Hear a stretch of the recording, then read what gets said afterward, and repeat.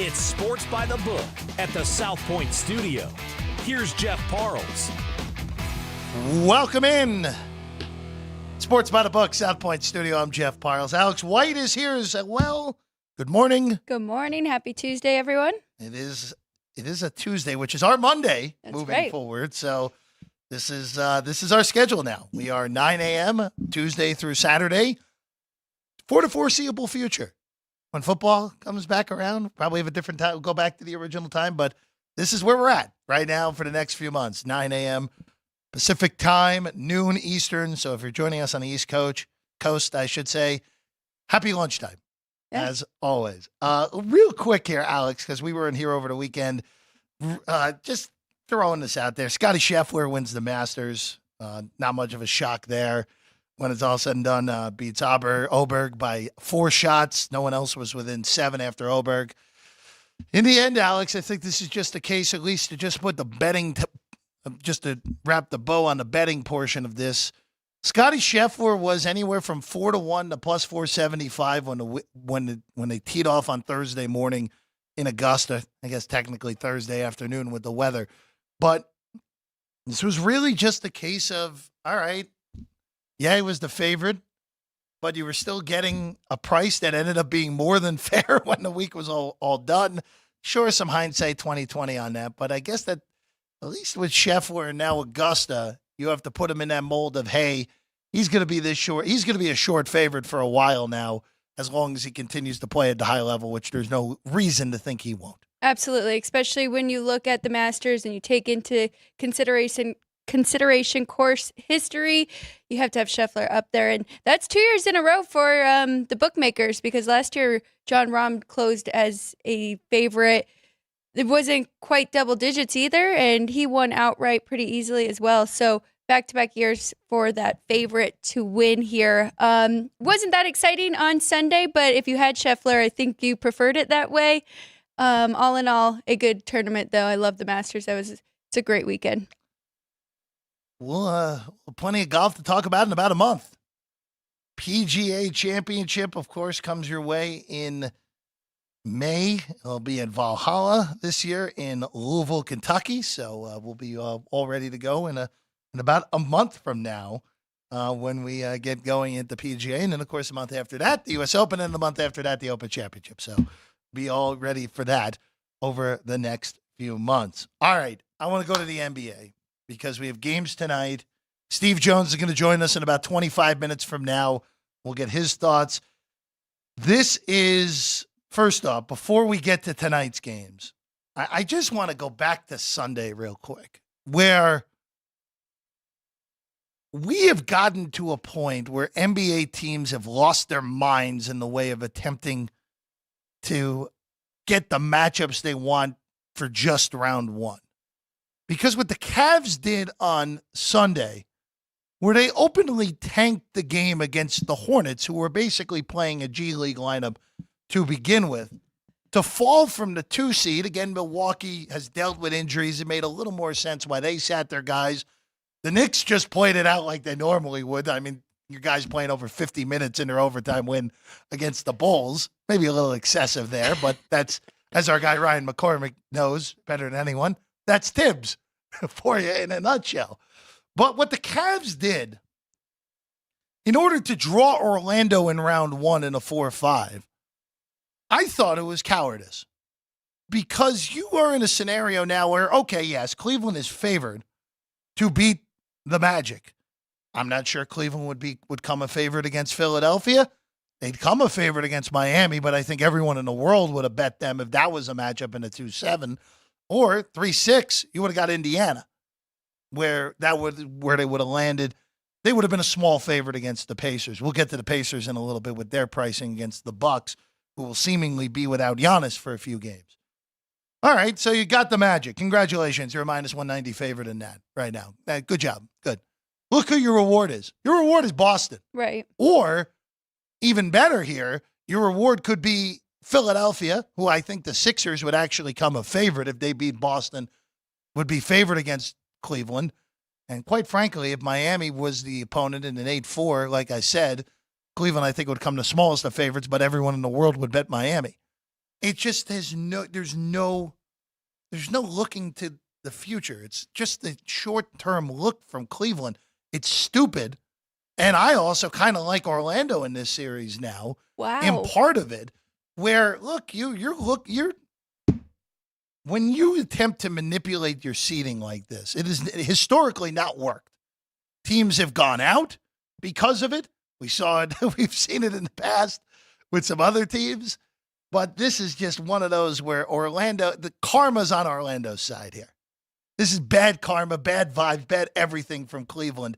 And it's also not like the Cavs have been playing well either. Other than their win on Friday against Indiana, they've been awful the last 2 weeks, Alex. Weren't we talking about the Bucks doing the same thing, though, on Saturday? Well, I think the one key difference that I'll say with Milwaukee is Giannis is going to be out of those games regardless.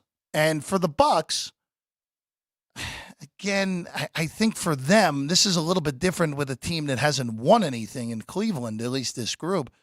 For Milwaukee, it made sense for them to take their guys out. If, let's say, Dame got hurt in that scenario, you're already without Giannis, you're done. You have no chance. Right. Yeah, I understand Donovan Mitchell has played through injury the last few weeks. He didn't even suit up on Sunday. Okay, fine. But once you're in the scenario and you're winning the game and then you openly legitimately, they tanked the fourth quarter. I have not seen an in-game tank that bad since Dallas did it a few years ago. So I hated what they did. That's losing teams do that. Teams that don't win championships do that. And for Cleveland, all right, cool. You may have the easier round one matchup, but now you have to play Boston in round two when they're going to be fresher, probably, all things considered, Alex. It was very stupid of Cleveland. And now we have a scenario where we're going to get to, but with the Lakers, and I already hear people talking about the Lakers potentially wanting to lose this first play-in game. So we'll definitely get there, though. You want to go to that? Let's Yeah. go to that, and then we'll work through some other series. I had to get that thing with the Cavs off my chest because it really annoyed me when I saw that on Sunday, that they openly, in-game, tanked the game against the Hornets, who, by the way, messed up their draft position in the process. So not a good job by the Hornets even winning that game. And which is a shame because just last week, I can't remember who the Cavs were playing, but you were pretty high on them in the sense that you liked Donovan Mitchell. I liked Cleveland in that individual game against Indiana. That's it? I didn't really like them moving forward. If it was Indiana and Cleveland, which is if Cleveland had just won on Sunday, they would have played Indiana. Quite frankly, I think I had no problem if I was Cleveland, take my chances in a series where I'd be a favorite. And then, home court again. The Knicks are going to come a very short favorite against both Philadelphia and Miami when the series prices come. So I don't know. I think being the 3 actually would be better than the 4, but that's a different argument for a different time, I guess, even though I've already said my piece. All right. Lakers and the Hornets, or excuse me, the Pelicans, the old Hornets, now the Pelicans, of course.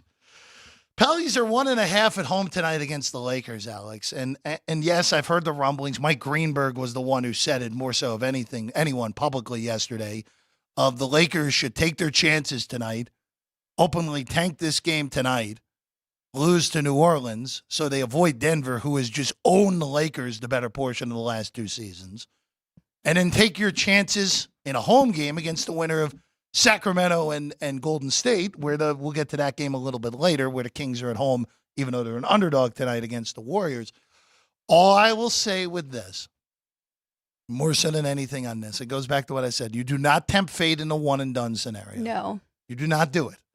And for the Lakers, it's not how professional athletes think. And teams should not think this way. That's part of the reason I hated what the Cavs did on Sunday. You think if you're the Lakers, or the Pelicans for that matter, that you can go in and beat Denver in the series. Now, do I think that will happen? No. I think Denver will handle either of these teams regardless of who wins tonight. But you don't tempt fate, and especially where the opponent could be a team of, look, assuming the Warriors win tonight, which is an assumption, they're favored on the road. Warriors are championship pedigree. They're not the same Warriors. I understand that, but it's still a team with plenty of championship pedigree that could very easily beat you. And the Warriors have played the Lakers great this year. So I hated that argument. I thought it was nonsense. I thought it was bold donkey, to find an appropriate word there. You didn't. I don't know. Whatever. Can't say the full word. Frank, I would get on the board, right? Oh, no, that's only a different word, right, Ryan? On the board? Yeah. Yeah. But look, I think in the end here tonight, I do like the Lakers against the Pelicans. The Pelicans have not played well recently. That was an awful effort from them on Sunday against the Lakers. You could argue that both teams had the same amount to play for. Pelicans, if they won, they were in the playoffs. They didn't even have to worry about this scenario. They get blasted by the Lakers, who stay in the 8th seed, which obviously gives you 2 cracks to get into the postseason as opposed to 1. But I do like the Lakers. It's LeBron. It is a player that I don't want to bet against in a big game against a team that, yes, has gone through this play-in tournament before and has succeeded getting through it 2 years ago. But I do like the Lakers tonight. I wonder where this price goes because I actually thought the Lakers were going to come favored in this game, and New Orleans is still favored. I'm with you. I do like the Lakers too. I think just take them on the money line at the even money here. But you're right. You have LeBron James in a do or die situation. And Anthony Davis has been right there with him playing his best basketball. And I'm with you on that side of definitely don't tempt faith and don't tank this game because you're right. With Golden State or even Sacramento has played the Lakers very well, even though they haven't been playing good as of late. They've lost 5 of their last 7 games. So that would be their best case scenario. But I do think that Golden State will win tonight as well. So I think the Lakers get it done. And I think if they do match up with the Nuggets, I think they can push this series at least to 6 games here. They'll be in it with Denver. I'm curious to see where that Laker Nugget price, if it is that series comes. I just don't see the Nuggets have owned the Lakers the last 2 years, and there's no reason to think that ownage will not continue. Maybe the Lakers get a game, maybe 2, but I don't think they're getting more than that. If it's New Orleans, I like Denver at 5. I think New Orleans will get their token game in game 3, game 4, whatever it may be, and then Denver will wrap that series up pretty quickly, more so than anything. You mentioned tonight the late game. If you want the Kings, the best number you can get is behind us. 2.5 on Golden State, total 230, 223. Remember, these totals are going to start coming lower because it's playoff time. In the regular season, this probably would have been like 230, 229. Look, for the Kings, I will say this has been a pretty big disappointment when this is all said and done, especially if they go out tonight. So the team that got the 3 seed a year ago pushed this very Golden State team to 7 last year before losing game 7 at home. They had a big lead on Phoenix the other night. And in a game that ends up swapping multiple things in the playoff chase, they blow that lead at home. Phoenix comes back and wins. Phoenix en route to the 6. They end up getting the 6. And Sacramento falls all the way from having a realistic chance to end up 8th, falling to 9, which is, as we know, a big difference here with having to win 2 as opposed to 1. This is the game I think I'd rather stay out of pre-flop, and I want to see what the pace is like in game here. I want to see how tight, because Golden State has been in these play-in scenarios since it's come into fruition. Sacramento has not been in the play-in games. Last year was their first playoff appearance in forever, and they got the 3. So they haven't been in this type of one-and-done play-in scenario. Closest thing to that, game 7 a year ago, similar deal. They lost. Curry was the best player in the court by a wide margin in that game. So I want to see how Sacramento looks. I also am curious on the pace on this because this total feels low in the low 220s, Alex. Maybe we get a slow start, pace is good, and you look to bet this thing over in game.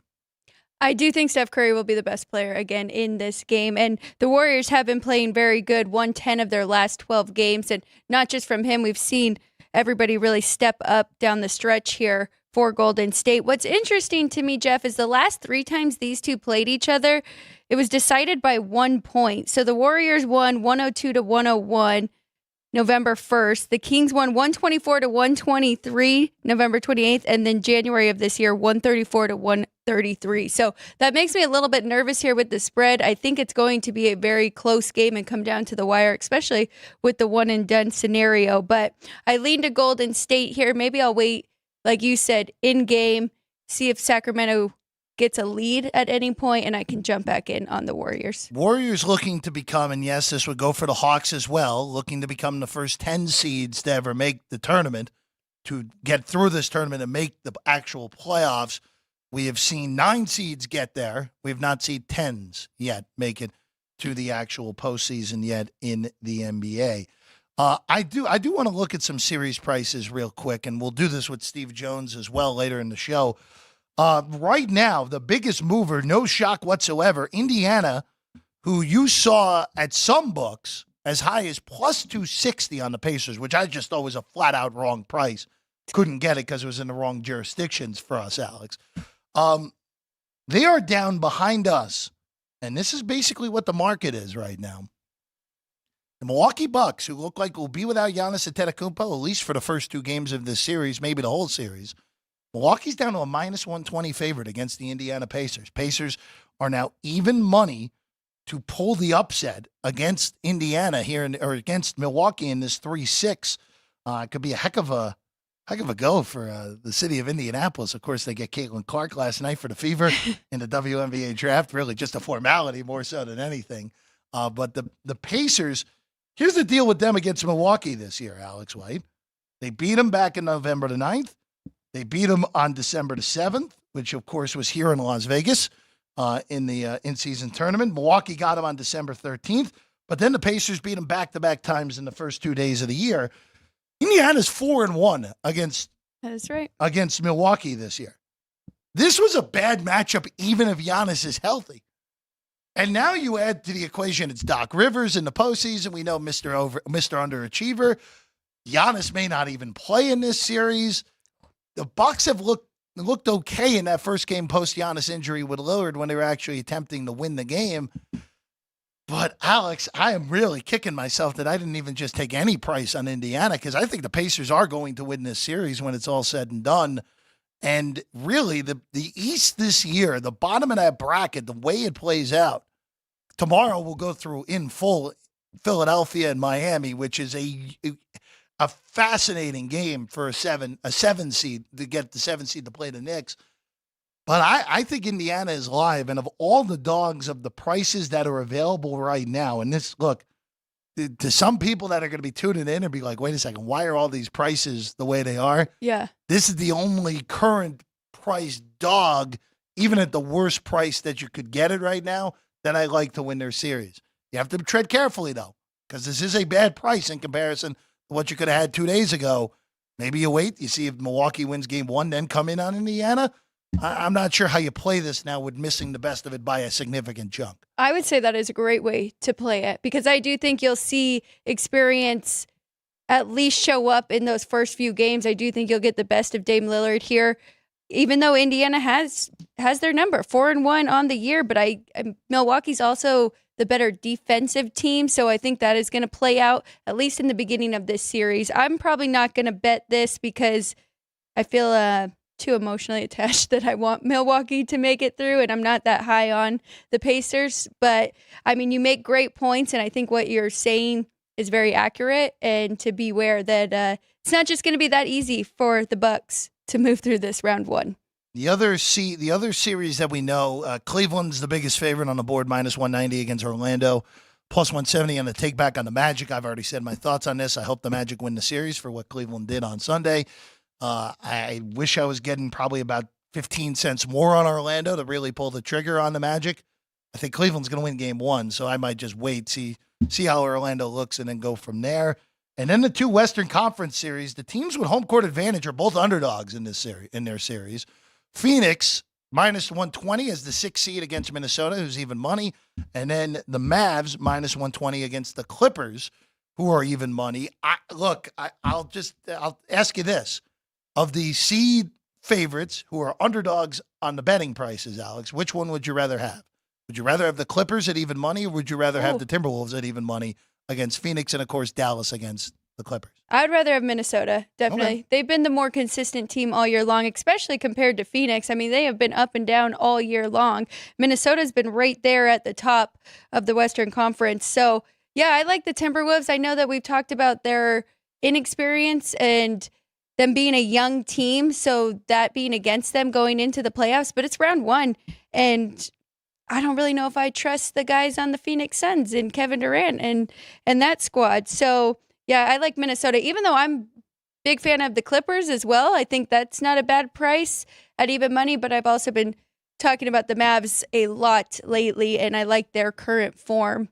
So I would lean to Dallas getting that one done. And yeah, I would take the plus money with Minnesota. Are you on the other side? I can't do anything with the Clippers series because I don't know if Kawhi Leonard's going to play. If Kawhi Leonard plays, then yeah, sign me up. I'll take my chances with LA. But if Kawhi doesn't play, I don't want them in this series. That's the reason that this is flipped. It's the unknown nature of Kawhi Leonard. Also, even though Dallas missed the playoffs a year ago, Dallas was in the Western Conference Finals 2 years ago, and Luka has been a premium playoff player when he's been there in the early portions of his career. The other side, I think Phoenix got the best matchup they possibly could have drawn here. So, I mean, in comparison to what else they could have gotten, they match up horribly with Denver, which we've seen already through the years. And for Phoenix against Oklahoma City, if they had drawn the Thunder in a 1-8, I think I actually would have liked the Thunder. Now, we'll get to tomorrow. We'll have this discussion, and whenever we have Chris Irvinian, we'll have this discussion because the Thunder have a real shot of being a betting underdog against one of these teams to get through the Western Conference play-in tournament. Looking at you, purple and gold. If it is the Lakers, I actually think the Lakers should come a small favorite against Oklahoma City. The other three, I don't think so, but they'll be a shorter favorite than a normal one seed almost always is when that's all said and done. We'll have more NBA in about 10 minutes. Steve Jones will join us then. You want to go to your hockey for today, Alex? Yeah, let's go to some hockey. Let's go to it. So the big things in hockey over the last few days, the Islanders are in. They're locked. They're going to play the Hurricanes in round one in the Metro. The Rangers have clinched the President's Trophy, so the entire NHL playoffs will go through Madison Square Garden. First time since '94 since the Rangers did that. They shouldn't have done that. It's a bad curse as recent history. Curses don't exist. Okay. The one seed in the Atlantic is still technically up for grabs. Boston with a 1-point lead over Florida, but Boston gets Ottawa today. So that should probably wrap things up for the Bruins. The race for the Eastern Conference final slot is still a mess. It is. The Red Wings and the Capitals are tied. If Washington wins, Washington gets the seed, but they are a statistical underdog to get said 8 seed right now because the Red Wings are playing the lowly Canadiens tonight, and Washington tonight is an underdog against Philadelphia. So, statistically speaking, Detroit is the favorite right now, even though they don't hold it. The Penguins are not in action tonight. They are still alive if both the Wings and Caps lose tonight. The Penguins would still be alive in some other scenarios as well. They play the Islanders, who have nothing to play for tomorrow. So the Penguins, if they get to tomorrow alive, are very much live to steal that 8 seed. Impressive win yesterday over the Predators for the Penguins because I really did think Nashville was the right side in that game. So they are not they aren't laying down this Pittsburgh team. They're playing all the way through the end here. But I am glad that you brought up that Washington Flyers game. That's the first one on the board, rotation number 1 and 2. I lean to the Flyers here in this one, having that home ice. Washington's been very inconsistent, 17 and 23 on the road. These two have split so far this year, 1-1. But they both have not been playing well. They both won 2 of their last 9 games. So it's a toss-up here, but I definitely lean to the home team in that one. What else are you looking at today? So I do like an under later on in the night, Seattle Kraken at Winnipeg. I like this under. It's 5.5, which typically I try and find 6s, but yesterday totals went 4-2-2 to the under, so beware. We are getting more into that playoff style hockey. Seattle 5 straight unders coming into this game, and then with Hellebuck in the net, they are 28 and 23 to the under on the year. So these two match up well. Defensive battle between them. Vegas is a $4 favorite tonight against the Chicago Blackhawks. Our guy Ryan McCormick will be in attendance tonight. I think Ryan and Frank. Little Oh, bench lines I outing. don't want to give people. I don't want to have Nicotero get a swarm of fans at T-Mobile. We got to keep him a little low profile. Sorry. Alex. Oh, Sorry it's about okay. Well, they're like Taylor Swift. They'll be escorted in. They'll have their bodyguards. They'll be in a I nice think little that's the bunker. first time that Frank and Taylor Swift have ever been compared, right? Probably. Yeah, I would hope so, at least. He's a big Swiftie. He'll be very, I know. he'll be I know very he happy is. to hear that. But is there anything you can do with this? Again, the Knights are playing with the Kings losing last night. The Knights went out. They would avoid Dallas, which I think is a horrible matchup for them. I would if you were the Knights, I think you'd much rather see Edmonton, even though, again, McDavid is healthy again after missing a few games. 7 goals last night. Yeah. Not bad. Yeah. For the whole team. Yeah, But yeah. not too bad. Look, I'd rather see Edmonton than Dallas for sure. And I'd much rather be more importantly, I'd much rather be in the Pacific pod as opposed to the Central pod, because if you upset Dallas, whether it's the Kings or Vegas, whoever ends up there, your reward would be the winner of Colorado and Winnipeg, Right. which is pretty brutal because both of those teams, I think, are capable of getting to the Cup final. Absolutely. I think I have both of them in my top 10 right now. I was pretty shocked when I was going through that yesterday and seeing Winnipeg that high on the rating. So they are a very good team. I like the puck line in this, though. Okay. I think Vegas, this is one of those games where Vegas comes out and puts a lot of goals on a weaker opponent. And I was thinking about it. If I was going to the game, that is what I would bet. So why not bet it if I'm not there, right? When I went to the game, they played Columbus. That was an easy bet for me. They covered easy in that one. So I like Vegas tonight, -1.5. I'd lean to the under, but I think we're going to see the best of Vegas like we saw coming off a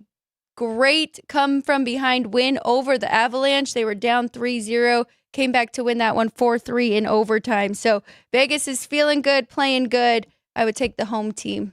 And there's I actually lean to Carolina puck line as well in this one. You mentioned them kind of being locked up there, but Carolina, they're going for the sweep here over Columbus, so that's the only thing that kind of makes me nervous. They've beaten the Blue Jackets 3 times already this year, but we get Anderson back in net, and the Canes are 9-1 in their last 10 games when Anderson is playing goalie. So I like the Canes. It's a big price, so I even like them -1.5. Canes and Islanders is a series that is already set that I think will be a very interesting handicap over the next week or so, with those prices starting to populate the market as we get closer to those series going. That is right now. There are only 2 series that are set.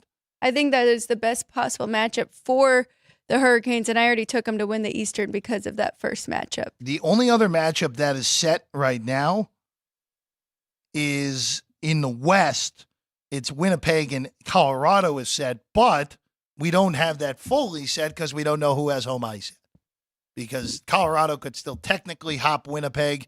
Winnipeg, though, with a big-time hammer with a point lead in an extra game as well. So expecting that series to go through Canada as opposed to Denver there for Winnipeg and the Avs, which I think, again, home ice in the NHL play, in the Stanley Cup playoffs, doesn't matter as much. We know that.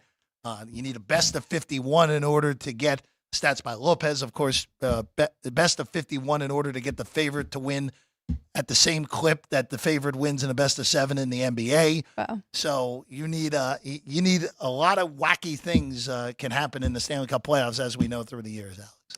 Just looking at this, Canada will be representing here in the playoffs very well this year. They'll have even more disappointment when it's all said and done. Canada, again, hasn't won a cup since 94, Canadiens, or 93, I should say. With the Canadiens, looking at for that country, Toronto on the east side, and then on the west side, Winnipeg, Vancouver, and Edmonton. So I think they actually need to win this year, right, for their names on the cup.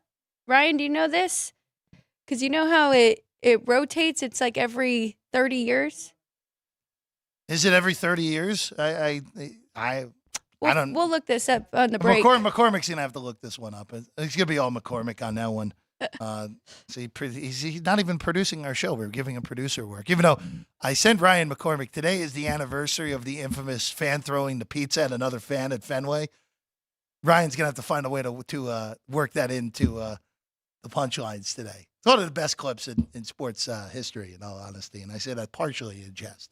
All right, we're going to take a quick break. When we get back, we're going back to the association. Steve Jones is going to join us next. We got a lot to get to. 2 games tonight, the 2 games tomorrow in the series that are already set. That's next. Sports by the Book, South Point Studio. South Point offers all the types of entertainment you'd expect at a first-class Las Vegas resort.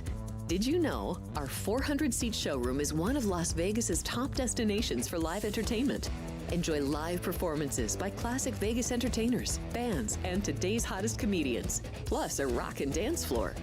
You can also enjoy live entertainment at the Grandview Lounge, where you'll feel all the vibes of old Las Vegas.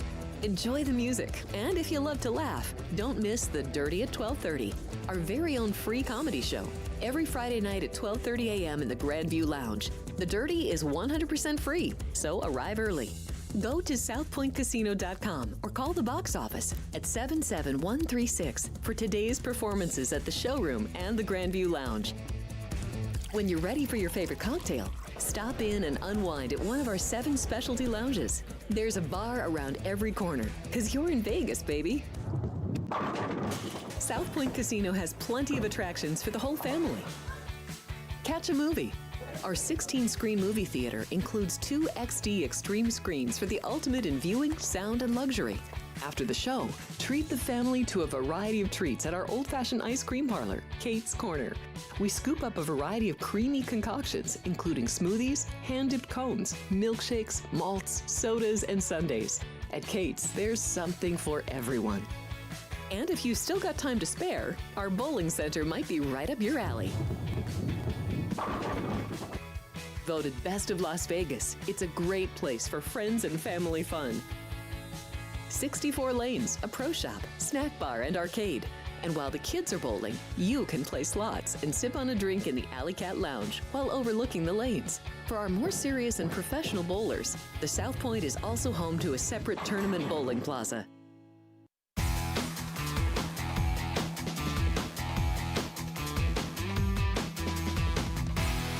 Welcome back in at Sports by the Book, South Point Studio. If you are not subscribed to us, hit that subscribe button. Make it quick, easy. It's free. Joining us now, you see him on the Dunker Spot podcast. It's our good friend Steve Jones with us right now. Steve, it's playoff time. It's the best time of the year. It is the best time of the year. It's time for the real battles to happen. I'm excited to see how this turns out. Very competitive season. But all that's done. It's go time. It's matchup time. It's time to win. So let's have some fun. Let's go to tonight. The 7-8, the 2 Western games. Let's start in the 7-8 game. Winner, of course, will get the Denver Nuggets in the 2-7 matchup. The LA Lakers are 1.5-point underdogs in New Orleans tonight. We just saw this matchup a few days ago. Lakers steamrolled them, even though New Orleans once was apparent they were out of the game, really pulled the reins back, getting ready for this one. Again, New Orleans a short favorite here, Steve. Obviously, the reward for winning this game is not the greatest in drawing the Nuggets right out of this chute in the first round of the playoffs. It sure isn't. But, I would much rather be in this position and win and know I'm in and get to play Denver than have to play again later this week and potentially have my season be over. You got to take the good with the bad. This New Orleans Pelicans, tough loss to the Lakers, tough to have a rematch. They've had a great season. They have one problem. LeBron James is averaging 28 and 11 assists and shooting 55% from the field and 60% from 3. And he has really looked to pick apart the Pelicans every time they faced off this season. They haven't had a great answer for him with their defense. He's really put a lot of pressure on them, opened things up for them as a team. Really done a great job defending Zion Williamson on the other end. So it's hard to see the path for them to really figure out LeBron in a winner, not a winner go home scenario, but a win and get in scenario. Let's go to the other game here, Steve. Golden State going to Sacramento to take on the Kings. So the part that's most interesting to me is the last 3 times these two played, the game was decided by 1 point. So we have a 2.5-point spread here. Warriors favored by 2.5. Do you think Okay, well, tell us who you like to win the game, but do you think it'll be another close game like this where there's some value taking the points here with the Kings? I expect there to be fireworks in this one. I expect that Sacramento crowd to be very loud. These two teams know each other very well. No matter their ups and downs this season, they have competed against each other and are aware. I would expect a lot of scoring in this one, even if these teams have kind of slipped in different areas and have struggled offensively. You still got De'Aaron Fox and Steph Curry, who have been amazing, especially in this matchup against each other. You have Domantas Sabonis. Draymond Green may have an impact on that. I think it's going to be a tight game because of the familiarity. I do expect a lot of scoring, but it's going to be fun to watch these teams trying to go through it in that kind of environment. That is really win or go home. And when you have to deal with someone like Stephen Curry in that environment, potential shooting of Klay Thompson, we'll see if Sacramento has enough offense in this one to make sure it happens. But it should be a good one, should be a close one. I think the Warriors should be able to find their way, but it should be fun. I would imagine that the matchup that we would all like to see would be Golden State and the Lakers again later this week, as we've already seen that in a play-in scenario a few years ago, that dramatic game where LeBron ripped Golden State's heart out at the end of the game. But I will just ask you here, of these four teams that are in the play-in scenario on the Western Conference side, the very weird scenario where you get a one seed in Oklahoma City that, yes, incredible regular season, super inexperienced, obviously, when it comes to the postseason. Which one of these four teams would you give the best shot if they drew that 8 seed of beating Oklahoma City in a 7-game series? See, I like that question. It's a tricky question because that's one that's a little bit more fun than which of these 40 believe in the most, because whoever wins that 7 seed matchup, they get Denver, and that's tough. I would probably say if I could pick one team that I would like as the 8 seed against OKC, I would say the New Orleans Pelicans. They would be my choice there. I think they're a really complete team. I think they have Zion who can power through Chet. I think they have a lot of long defenders who could bother Shai Gilgeous-Alexander and defend. I would like the Pelicans in that matchup a little more than the Warriors. Obviously, I think I'd probably go Pelicans or Lakers in that one. Looking at the other side, whether it's the Lakers or the Pelicans who have to face the defending champions here in the Nuggets, could either of these teams make it a series? And which one do you think would make it a better series against Denver? I think the better series would also be the Pelicans. It'd be more fun to see the Lakers play them for most people, but I think we've already seen what Denver can do to the Lakers. The pressure that Nikola Jokic puts on them, Jamal Murray, that two-man action, and the way that they are able to score against the Lakers. Jokic has not been afraid to go at Anthony Davis. They've tried to put a smaller player on Jokic, and it hasn't necessarily worked. So I probably lean towards the Pelicans being more fun, but I just think Denver gets out of the first round no matter what. Steve, going to the Eastern play-in games, the 7-8 matchup is as good of a 7-8 game since that Laker-Warrior game a few years ago. Miami at Philly. Look, we know at this point it doesn't matter what the Heat do in the regular season. They're a different team when the postseason comes around. And for the Sixers, if Joel Embiid is the guy we've seen since coming back from injury, yes, he did tweak the leg on Friday, didn't play on Sunday. They didn't need him against Brooklyn. But assuming that Embiid is close to 100% here, Sixers 4.5 with a total of 207. Really fascinating game in Philly for this one. It should be a fun one, especially with these two teams and those two coaches, Nick Nurse, Eric Spoelstra, both focus on defenses. Both will throw different things out at each other. I think you have the element of not just Miami in the postseason, but Miami going on the road, Jimmy Butler going back to Philadelphia. The fact that it's hard to count them out at any point in time is interesting. Philadelphia having Joel Embiid back is one thing. I mean, he's only played 39 times this year. He's had 30 points and 10 rebounds 26 times. That's tied for second in the NBA. You combine that with what Tyrese Maxey has done this season for the Sixers, especially what he's done in this matchup against Miami, to where he's really been able to drive and score and really put pressure on them. It should be a fun one. It's hard to imagine a ton of points will be scored in that one. That should be a close, tight affair. Jimmy Butler, the way that he's been talking, it's hard to, I guess I can use the pun here. It's hard to bet against him to a degree, but that should be a really fun matchup. I feel bad for the Knicks because they're gonna end up with a tough first round series no matter what. I'm going to put you on the spot. I'm going to have you choose here because you just brought up all this great stats about Embiid, and I'm really impressed since he's been back. The Sixers, they have won and covered in 8 straight. That you now have to lay 4.5 in this one. You said it's hard to bet against Jimmy, though. Would you take the points here, or would you lay them here with Philadelphia? I would go Philly. Okay, keep that straight. You put me going. on the spot, and I'm quoted now. So, Steve, you actually led in nicely to my next question because there was a lot of noise over the weekend. Cavs openly tanked the fourth quarter against the Hornets to avoid getting the 2 seed. The Bucks a little more defensible, obviously, with Giannis's injury to sit all their guys against Orlando. The Knicks played a normal Tibbs game. Dante DiVincenzo played 53 minutes against the Bulls on Sunday. But for the Knicks here, I mean, this is a pretty brutal draw, regardless of who wins this game tonight. And I think from the Knicks' perspective, I know Philly is more talent. I know that Embiid is a tougher matchup for basically anyone. But I think I'd rather see the Sixers if I were the Knicks, just because of the factor of, hey, Embiid may not be 100%. And the fact that Miami is just this playoff team whenever they show up. Am I on base here that I think the Knicks would rather see Philadelphia? Or would you rather just see Miami, a team that the Knicks, of course, lost to in the postseason a year ago?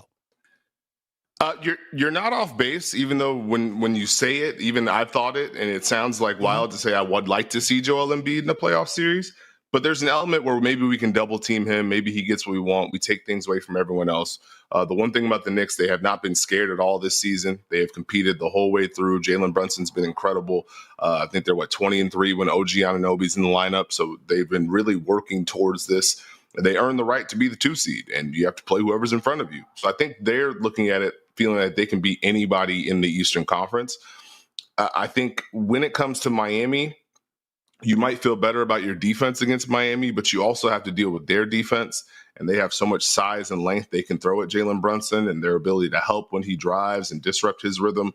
I don't think you're far off if you say, hey, let's try our chances against the Sixers and see if we can just go toe to toe. There is one more playing game that nobody is really talking about, and that is the 9 and 10 seed in the Eastern Conference. So the Hawks are going to Chicago. The Bulls -3 in this one, total 220.5. What do you think about this matchup? I think there's going to be a lot of points that are scored. This is either going to be a very close, unexpectedly fun game or a massive blowout because someone just decided to stop playing defense halfway through the game. That you have DeMar DeRozan, you have Trae Young, you have DeJounte Murray. There's going to be potential for fireworks. If it's close, it could get really, really fun. It's a toss-up because both these defenses can occasionally take the night off, especially Atlanta just gave up 157 points to the Indiana Pacers for the second time this season.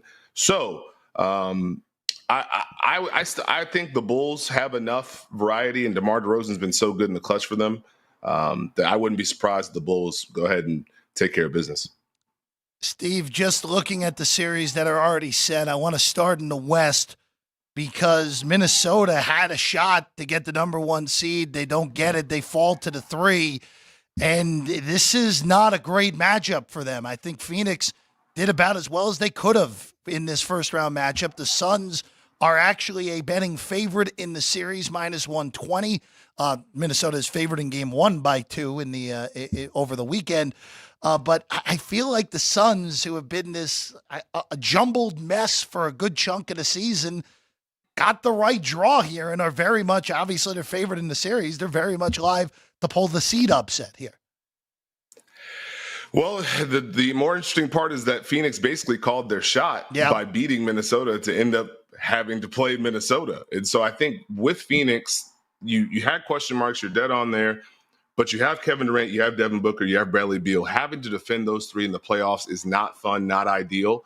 And they present such a challenge for Minnesota, who is so reliant on Rudy Gobert and Karl-Anthony Towns and having 2 bigs.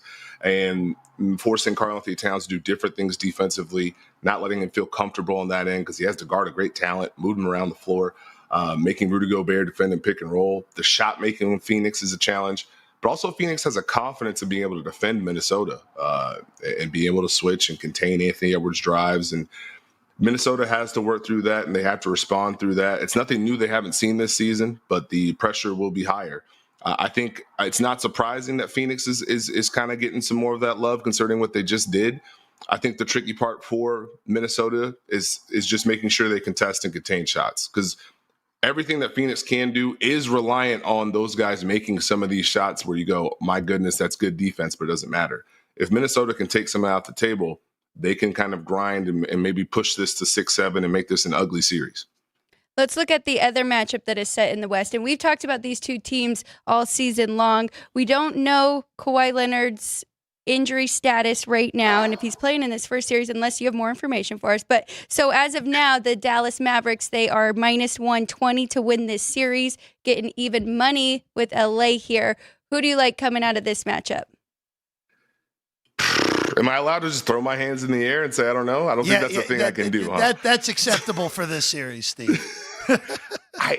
It could go either way, because Luka Doncic has been incredible this entire season, has made a strong push for the MVP.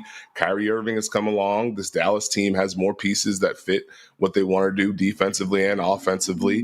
The Clippers, we've seen the highest version of them with Kawhi, Paul George, and James Harden, but we still have the same health questions, and they didn't finish the season as strong. So it's anybody's guess. This is probably the one playoff series I'm like, I want to see what happens in game one, and I'll feel better about it, because Luka Doncic could just see Zubac on the court and try and go for 40 immediately, or Kawhi Leonard's knee could be fine and he can do exactly what he did last year and remind people, I'm very good at basketball, especially when it comes to the playoffs. So it's I don't mean to be that person, but it's a toss-up to me in my brain right now. It's tough. So do you think this series will go to 7?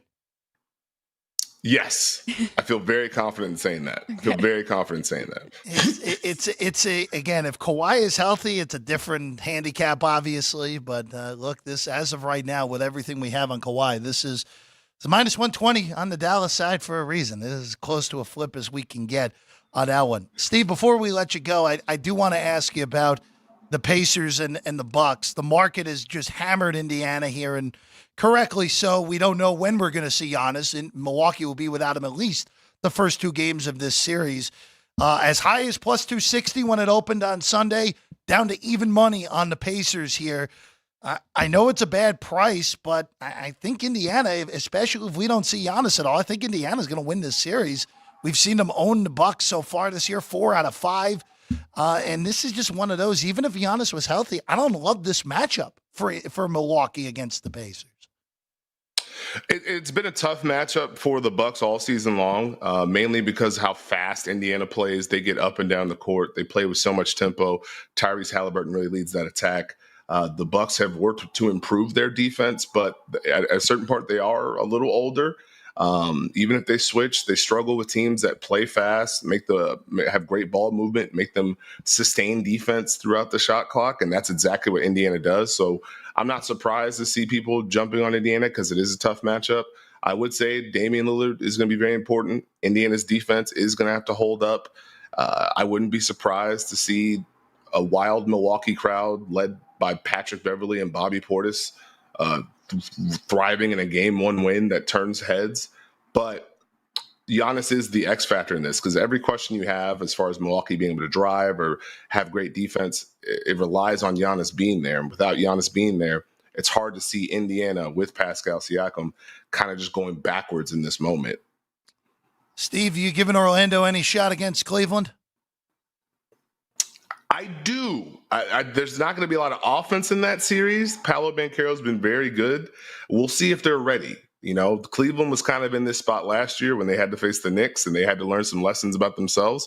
Orlando's had a really strong season. They might be in that same position where they might have to understand who they are and what they need to do to get to the next level.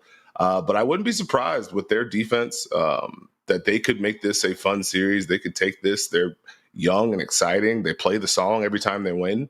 And they believe in their identity and what they do. So that stuff matters when it comes to the postseason. Steve, where can we find the Dunker Spot this week? The Dunker Spot just came out. Go to JJ Redick's YouTube channel. You can watch it, or it's available on all podcast platforms. All the things I don't know. I'm really good at self-plugs. It's my strength. So, yeah. Perfect. We appreciate you so much. Steve Jones, everyone. Thanks for being with us today, Steve. Thank you. Absolutely. Steve Jones Jr. with us here today, breaking down the NBA playoffs. All right, we'll take a quick break and we get back. Some baseball to end our Tuesday show here on Sports by the Book.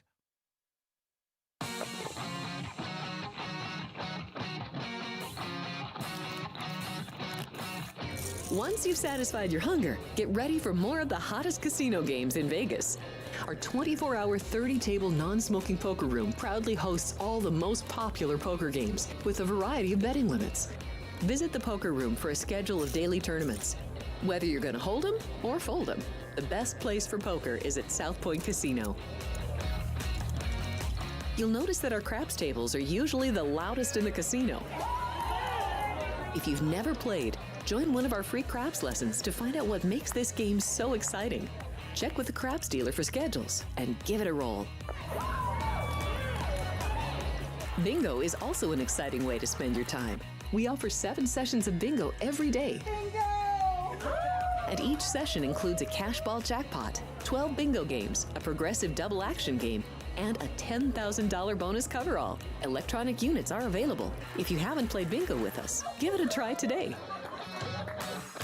Guests can also get in on the action at our one-of-a-kind race and sports books. 2 separate rooms designed to maximize your experience and comfort. Our sports book, with over 400 seats, puts you right in the middle of the action, 24 hours a day. The friendly ticket writers are happy to help, and it's conveniently located next to the famous Del Mar Deli, where you'll find supersized portions of delicious deli items like roast beef, pastrami, and Reuben sandwiches, or soups, salads, and pizza. Plus spectacular desserts fit for a king. And right next door is the race book. Over 150 seats, each with its own TV screen. There are 16 interactive player terminals, so you can bet right from your seat.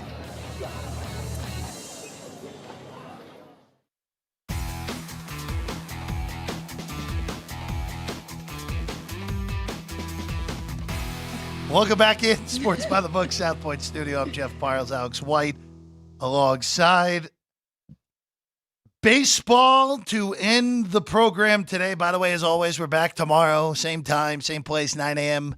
Pacific time. Danny Burke, kind enough to continue his Wednesday spot with us now in the morning. So he'll be with us at 9:30 tomorrow morning. I think you do the last half hour with us on Wednesdays moving forward. Baseball today, Alex White.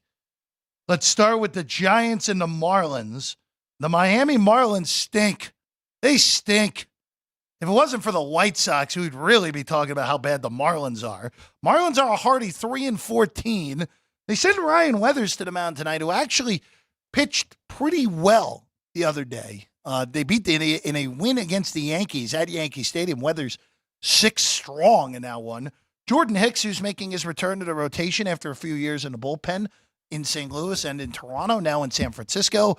He's pitched pretty well so far. -130 tonight for the Giants down at South Beach, Alex. You're right. He's 2-0 on the season, 1 ERA for him. I like the Giants here. Not only am I fading Miami, but I think that's a very small price for a good Giants team. I also like the under in this one, and you mentioned it. So although Miami has not been good, Weathers did do good for them on the mound. So I think they can keep this under that 8.5 as well. 2 separate bets. I like the Giants on the money line, and I like under 8.5. I need to look at a prop number real quick because my number that I had written down was wrong. I would look to bet Matt Chapman props tonight for San Francisco. You just, again, left-handed pitcher. A guy who has eaten up left-handed pitching all career long, to say the very least. Plus 400 to hit a homer. That's probably not good enough. Look at total bases. Yeah, you could go over 1.5 plus 120 on his total bases if you want to take a shot on that with Matt Chapman tonight against the left-handed pitcher.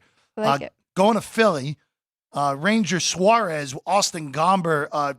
Phillies win 2-1 yesterday. Kyle Freeland gets injured as a pinch runner, which is always what you want. Again, the Rockies, if it wasn't for the Marlins and the White Sox, these are the 3 teams at the bottom.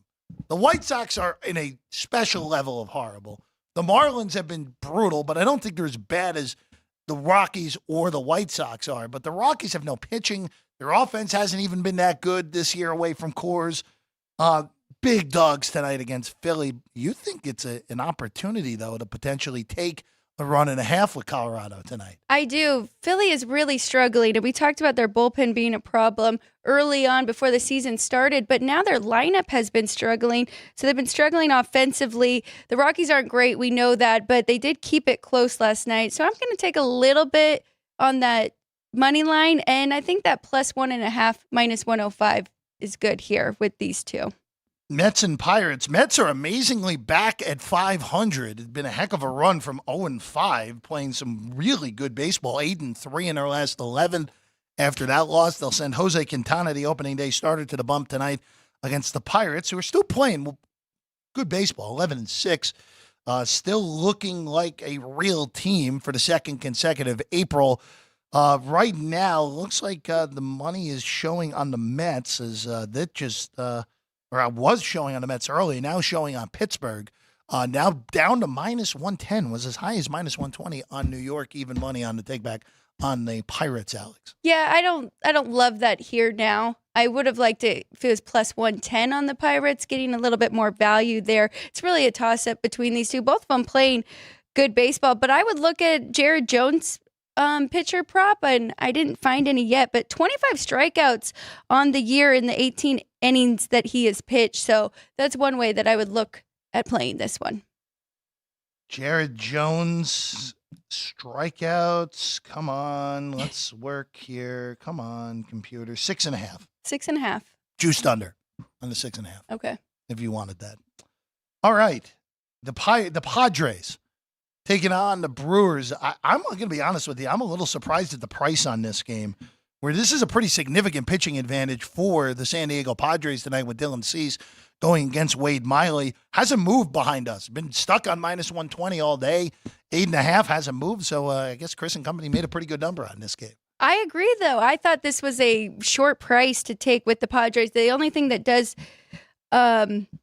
make me nervous is the Padres did win yesterday, game 1, 7-3. Of course, they are on the road. So grabbing that road team 2 nights in a row makes me a little bit nervous. But you're right. I do think there is a pitching advantage here for the Padres with Dylan Cease. But Wade Miley has been very good. He hasn't started a game yet, but he did pitch 4 innings, did well. So that also leads me to the under in this one. I like under 8.5 between these two.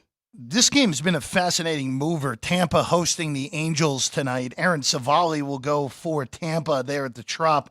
Soriano gets the ball for the Angels. As high as minus 160, but all the way back down the ladder to minus 140 on Tampa now, Alex. The Angels aren't bad, Jeff. How long do you think this can actually last? I think they're 500 as well. It might be a mediocre game over. average. I mean, I don't know if I would say they're good, but they're average. I mean, they're on pace to go over their win. They're on pace to go over their win total though at 500. Yes, they are. I like the Rays in this one. Bounce back spot. The Angels did take game 1, 7-3, and I think we definitely have the better pitcher here with Tampa Bay. So it's funny, a lot of early money on Los Angeles, but now I think it's a good time to jump in on the Rays. Jays, a favorite flip in this one. Now favored against the Yankees tonight. People just fading the heck out of Carlos Rodon. Kikuchi will go for Toronto. It's minus 111 behind us. Total 8.5. I will say this. I know Toronto's offense hasn't been the same so far early in the season, but an 8.5 in a Rodon game feels awfully low, especially when we're getting even money on it. Yeah, I agree. I made it 9, so not crazy high. I thought this is one of the 10s, but I think that is one of the games after this. But I lean to the Yankees here in this one to take game 2 from this series. I think I had them yesterday. They lost the game 1, so I like this revenge kind of spot in game 2 of the series. Well, this is a 10.5 with juice on the under behind us. Henry against Hendricks for the Cubs and the D-backs. Kyle Hendricks, it just looks like it might be the end for Kyle Hendricks at this point. Travis Henry's numbers are not particularly good as well. Again, 10.5. Would you look to and over here with 2 starting pitchers that have had problems so far this year? I think that number is right. I think you could have got 9.5 or 10 right on the opening. So now I think you've kind of missed the best. There is a 10 available if you want it. If you want to take 10, you can go over 10. You're laying a little juice on the over, but there are some 10s available. The only other thing I will bring up, I do like the Houston Astros and Hunter Brown today against the Braves. Okay. I understand that Hunter Brown is off the worst start we have seen in the major leagues in almost 10 years. Double-digit hits, 9 runs in that first inning against Kansas City less than a week ago. Bounce back. Yes, it's the Braves. Yes, it's one of the best lineups in baseball. Is it scary? Heck yes, it is. But I like the Astros tonight. I'll take $1.05 on the money line. I know Reynaldo Lopez pitched great last time out, but at some point we're going to have a Reynaldo blow up. That just shows you where the Astros are with the power rating right now, because even with how poorly they have started, you're still only getting plus 105, and we just said how scary that is to take that. Astros are 6-12. That's good for the second worst record in the American League. Only the White Sox, who are pathetically bad, are worse. It's been a brutal start for the Astros. All right, that's all the time we have for you today. We're back tomorrow, 9 in the morning right here, South Point Studio. Sports by the Book. Alex White, good job as always.